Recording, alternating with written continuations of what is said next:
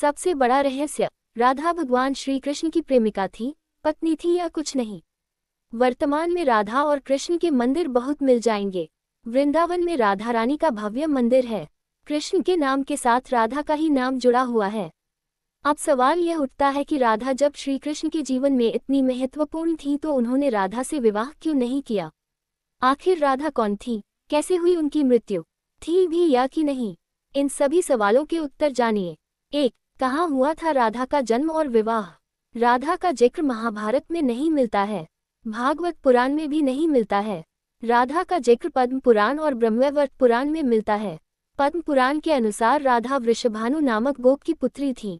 ब्रह्मवैवर्त पुराण के अनुसार राधा कृष्ण की मित्र थी और उनका विवाह रापान, रायान अथवा अयंघोष नामक व्यक्ति के साथ हुआ था। कुछ विद्वान मानते हैं कि राधा जी का जन्म यमुना के निकट स्थित रावल ग्राम में हुआ था और बाद में उनके पिता बरसाना में बस गए, लेकिन अधिकतर मानते हैं कि उनका जन्म बरसाना में हुआ था। राधा रानी का विश्व प्रसिद्ध मंदिर बरसाना ग्राम की पहाड़ी पर स्थित है। बरसाना में राधा को लाडली कहा जाता है। ब्रह्मवैवर्त पुराण के प्रकृति खंड अध्याय 49 श्लोक 35, 36, 37, 40, 47 के अनुसार राधा श्री कृष्ण की मामी थी, क्योंकि उनका विवाह कृष्ण की माता यशोदा के भाई रायान के साथ हुआ था। ब्रह्मवैवर्त पुराण ब्रह्मखंड के 5वें अध्याय में श्लोक 25, 26 के अनुसार राधा को कृष्ण की पुत्री सिद्ध किया गया है।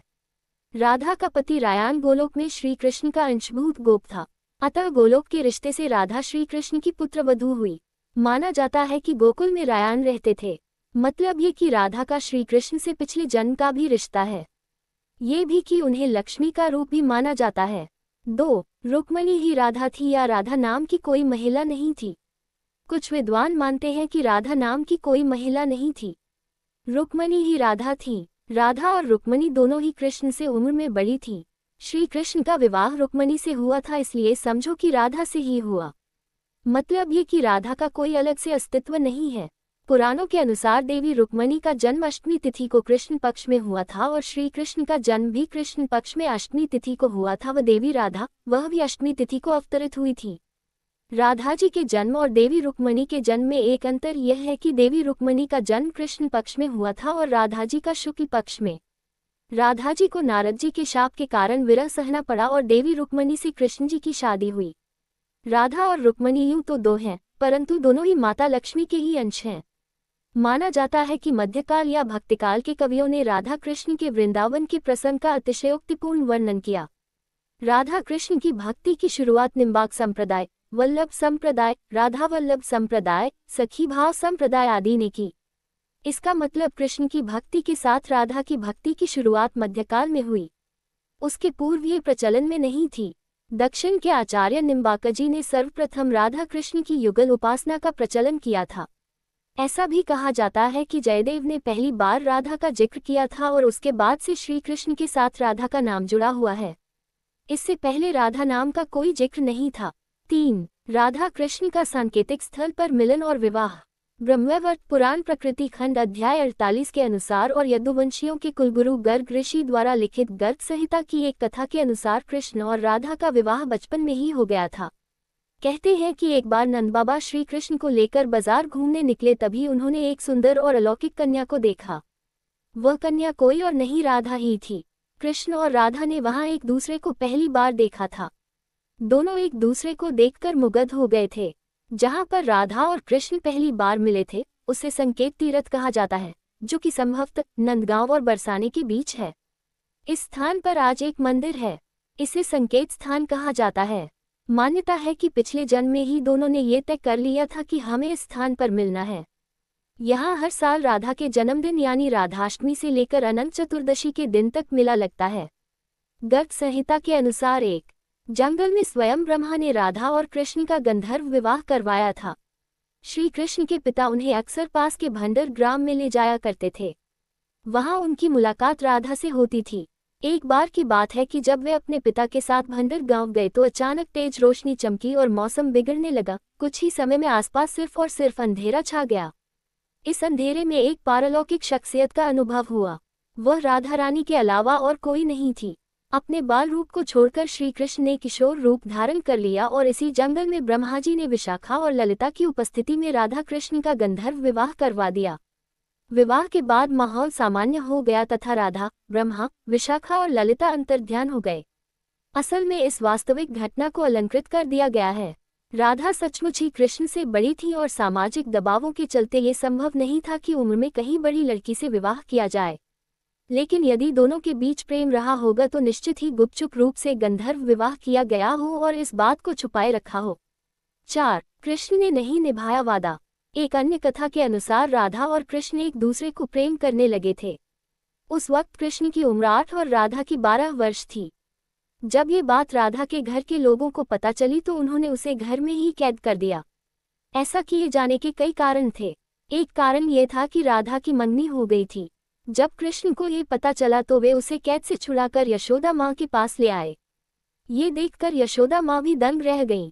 तब उन्होंने कृष्ण को बहुत समझाया कि लल्ला, ऐसा करना ठीक नहीं है। मैं तेरा विवाह दूसरे से करा दूंगी, लेकिन कृष्ण नहीं माने। बाद में यशोदा मैया और नंदबाबा उन्हें लेकर ऋषि गर्ग के पास गए। तब गर्ग ऋषि ने कान्हा को समझाया कि उनका जन्म किसी महान उद्देश्य के लिए हुआ है, अतः वे किसी भी मोह में बंध नहीं सकते। ये व्यर्थ का हट छोड़ दें। ये सुनकर कान्हा उदास हो गए और उस दौरान उनका बुलावा मथुरा के लिए आ गया। तब वे वृंदावन छोड़कर हमेशा के लिए मथुरा चले गए। कृष्ण जाते वक्त राधा से ये वादा करके गए थे कि वो वापस आएंगे, लेकिन कृष्ण कभी भी राधा के पास वापस नहीं आए और यही दर्द हमेशा राधा और कृष्ण के मन में रहा। 5. वृंदावन की गलियों में है प्रेम के निशान। राधा का गांव बरसाना था। कान्हा पहले गोकुल, फिर नंदगांव और बाद में वृंदावन में रहने लगे थे। वृंदावन में ही राधा के परिवार के लोग भी रहने आ गए थे। बस वहीं पर सांकेतिक तीरथ से जन्मा राधा और कृष्ण का प्रेम पनपा।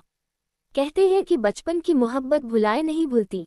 उस काल में होली के दिन यहाँ वृंदावन में इतनी धूम होती थी कि दोनों गांव बरसाना और नंदगांव के लोग वृंदावन में इकट्ठा हो जाते थे।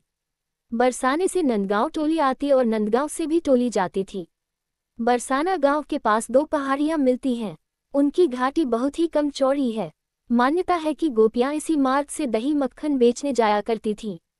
यहीं पर कभी कभी कृष्ण उनकी मक्खन वाली मटकी छीन लिया करते या फोड़ दिया करते थे। विष्णु पुराण में वृंदावन में कृष्ण की लीलाओं का वर्णन मिलता है। मान्यता है कि यहीं पर श्री कृष्ण और राधा एक घाट पर युगल स्नान करते थे।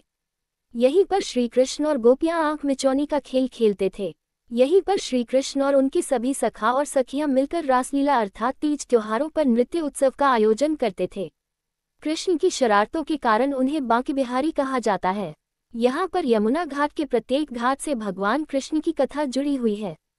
कृष्ण ने जो नंदगांव और वृंदावन में छोटा सा समय गुजारा था, उसको लेकर भक्तिकाल के कवियों ने कई कविताएं लिखी हैं। वृंदावन छोड़कर कृष्ण जब मथुरा में कंस को मारने गए, तब उनका जीवन पूरी तरह से बदल गया। कंस को मारने के बाद उनके जीवन में उथल पुथल शुरू हो गई। 6. नारद के श्राप के कारण राधा और कृष्ण को विरह सहना पड़ा।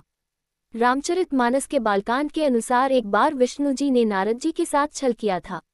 उन्हें खुद का स्वरूप देने के बजाय वानर का स्वरूप दे दिया था। इस कारण वे लक्ष्मी जी के स्वयंवर में हंसी का पात्र बन गए और उनके मन में लक्ष्मी जी से विवाह करने की अभिलाषा दबी की दबी ही रह गई थी। नारद जी को जब इस छल का पता चला तो वे क्रोधित होकर वैकुंठ पहुंचे और भगवान को बहुत भला बुरा कहा और उन्हें पत्नी का वियोग सहना होगा ये श्राप दिया। नारद जी के इस श्राप की वजह से रामावतार में भगवान रामचंद्र जी को सीता का वियोग सहना पड़ा था और कृष्ण अवतार में देवी राधा का। 7. राधा और कृष्ण का पुनर्मिलन। जब कृष्ण वृंदावन छोड़कर मथुरा चले गए, तब राधा के लिए उन्हें देखना और उनसे मिलना और दुर्लभ हो गया। कहते हैं कि राधा और कृष्ण दोनों का पुनर्मिलन कुरुक्षेत्र में बताया जाता है, जहां सूर्यग्रहण के अवसर पर द्वारिका से कृष्ण और वृंदावन से नंद के साथ राधा आई थी।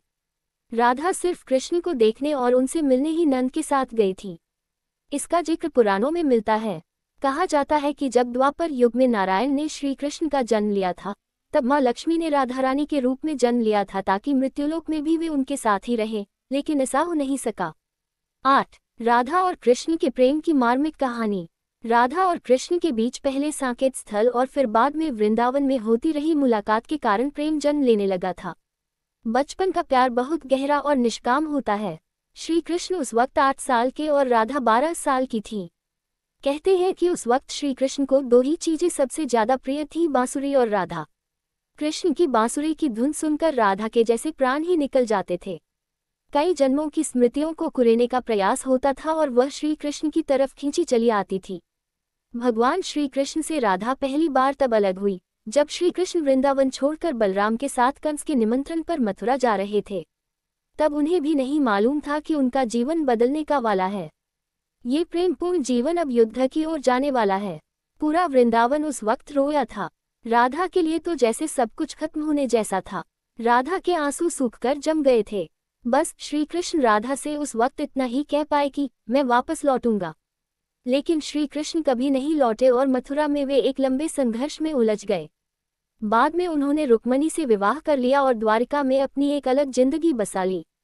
जब कृष्ण वृंदावन से निकल गए तब राधा की जिंदगी ने एक अलग ही मोड़ ले लिया था। राधा का विवाह हो गया, लेकिन राधा श्री कृष्ण के विरह में जीती और मरती रही। राधा ने अपना दाम्पत्य जीवन ईमानदारी से निभाया और जब वे बूढ़ी हो गई तो उसके मन में मरने से पहले एक बार श्री कृष्ण को देखने की आस जगी। सारे कर्तव्यों से मुक्त होने के बाद राधा आखिरी बार अपने प्रियतम कृष्ण से मिलने गई। जब वे द्वारका पहुंची तो उन्होंने कृष्ण के महल और उनकी 8 पत्नियों को देखा, लेकिन वे दुखी नहीं हुई। जब कृष्ण ने राधा को देखा तो वे बहुत प्रसन्न हुए। कहते हैं कि दोनों संकेतों की भाषा में एक दूसरे से काफी देर तक बातें करते रहे। तब राधा के अनुरोध पर कृष्ण ने उन्हें महल में एक देविका के पद पर नियुक्त कर दिया। कहते हैं कि वहीं पर राधा महल से जुड़े कार्य देखती थी और मौका मिलते ही वे कृष्ण के दर्शन कर लेती थी। एक दिन उदास होकर राधा ने महल से दूर जाना तय किया। उन्होंने सोचा कि वे दूर जाकर दोबारा श्री कृष्ण के साथ गहरा आत्मीय संबंध स्थापित करेगी। हालांकि श्री कृष्ण तो अंतर्यामी थे और वे राधा के मन की बात जानते थे। कहते हैं कि राधा एक जंगल के गांव में रहने लगी। धीरे धीरे समय बीता और राधा बिल्कुल अकेली और कमजोर हो गईं। उस वक्त उन्हें भगवान श्री कृष्ण की याद सताने लगी। आखिरी समय में भगवान श्री कृष्ण उनके सामने आ गए। भगवान श्री कृष्ण ने राधा से कहा कि वे उनसे कुछ मांग ले, लेकिन राधा ने मना कर दिया। कृष्ण के दोबारा अनुरोध करने पर राधा ने कहा कि वे आखिरी बार उन्हें बांसुरी बजाते देखना और सुनना चाहती हैं। श्री कृष्ण ने बांसुरी ली और बेहद सुरीली धुन में बजाने लगे। श्री कृष्ण ने दिन रात बांसुरी बजाई। बांसुरी की धुन सुनते सुनते एक दिन राधा ने अपने शरीर का त्याग कर दिया। कहते हैं कि श्री कृष्ण अपनी प्रेमिका की मृत्यु बर्दाश्त नहीं कर सके और उन्होंने बांसुरी तोड़कर झाड़ी में फेंक दी। उसके बाद से श्री कृष्ण ने जीवन में कभी बांसुरी नहीं बजाई।